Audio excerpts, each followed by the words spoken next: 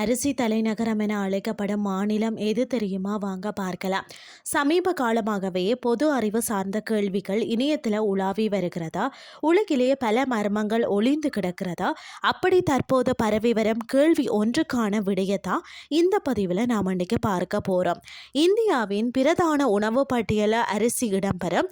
என்னதான் பல உணவுகள் எடுத்துக்கொண்டாலும் முக்கியமானதாக விளங்குவது அரிசி தானே இல்லையா? அரிசியில் செய்யப்படும் உணவுகளை தான் இந்திய மக்கள், குறிப்பாக தமிழக மக்கள் அதிகம் உட்கொண்டு வரார்கள். நாட்டின் எந்த இடங்களில் பார்த்தாலும் பார்த்தீங்கன்னா விவசாயம் செய்து அரிசி விளைவிக்கலாம்.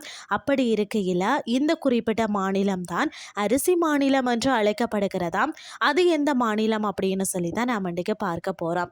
மேற்கு வங்கம் தான். மேற்கு வங்கம் மற்ற இந்திய மாநிலங்களை விட அதிக அரிசியை உற்பத்தி செய்வதாலும் தேசிய உற்பத்தியின் ஒட்டுமொத்த பங்களிப்பில் முன்னணியில் இருப்பதாலும் அது பெரும்பாலும் நாட்டின் அரிசி தலைநகரம் என்று குறிப்பிடப்படுகிறது. இந்த பகுதியின் வளமான வண்டல் மண், அதிக மழைப்பொழிவும் மற்றது சாதகமான வெப்பநிலை ஆகியவை தான் பெரிய அளவிலான நெல் சாகுபடிக்கு உகந்த சூழலை உருவாக்குறது. இதன் விளைவாக நெல் சாகுபடி இங்கு ஒரு முதன்மை தொழிலாக திகழ்ந்த மாநிலம் முழுவதும் உள்ள லட்சக்கணக்கான விவசாயிகளின் வாழ்வாதாரத்தை பேணி வருகிறது. மேற்கு வங்கம் தனது தொடர்ச்சியான அதிக வருடாந்திர அரிசி உற்பத்தியின் காரணமாகத்தான் அரிசி தலைநகரம் என்ற பட்டத்தை பெறுகிறது. கங்கை நதியால் உருவான வளமான சமவெளிகள் ஆரோக்கியமான பயிர் வளர்ச்சிக்கு தேவையான சத்து நிறைந்த மண்ணை வழங்குகின்றன. நெல் சாகுபடிக்கு இன்றியமையாத போதுமான மழைப்பொழிவுடன் இணைந்த இந்த மாநிலம் சிறந்த விவசாய சூழலை வழங்குகிறது. மேலும் பார்த்தீங்கன்னா விவசாயிகள் பல பருவங்களில் அரிசி பயிரிடுவதால் தான் மொத்த உற்பத்தி கணிசமாக அதிகரிக்கிறதா.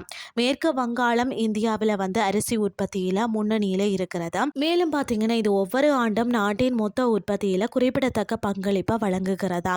உத்தரப்பிரதேசம், பஞ்சாப், ஆந்திர பிரதேசம் மற்றது சத்தீஸ்கர் ஆகியவை மற்ற முக்கிய அரிசி உற்பத்தி செய்யும் மாநிலங்களாகும்.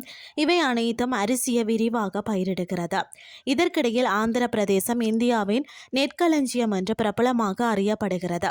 மற்றது பார்த்தீங்கன்னா கோதாவரி மற்றும் கிருஷ்ணா நதிகளால் உருவாகும் வளமான டெல்டா பகுதிகள் நெல் சாகுபடிக்கு தேவையான ஏராளமான நீரை வழங்குகிறது. இந்த சூழல்கள் ஆந்திர பிரதேசத்தை இந்தியாவின் அதிக நெல் விளைச்சல் தரும் மாநிலங்களில் ஒன்றாக ஆக்குகிறது. உலக அளவில் சீன அரிசி உற்பத்தியில் பார்த்தீங்கன்னா முதலிடம் வகிக்கிறது. இந்தியா 2ஆம் இடத்துல இருக்கிறது. இந்தோனேசியா, வங்கதேசம் மற்றது வியட்நாம் ஆகியவை மற்ற முக்கிய அரிசி உற்பத்தி செய்யும் நாடுகள் ஆகும். இன்றைய கிறிஸ்டி உங்களுக்கு பிரயோசனமாக அமைஞ்சிருக்கும்னு சொல்லி நானும் நம்புகிறேன்.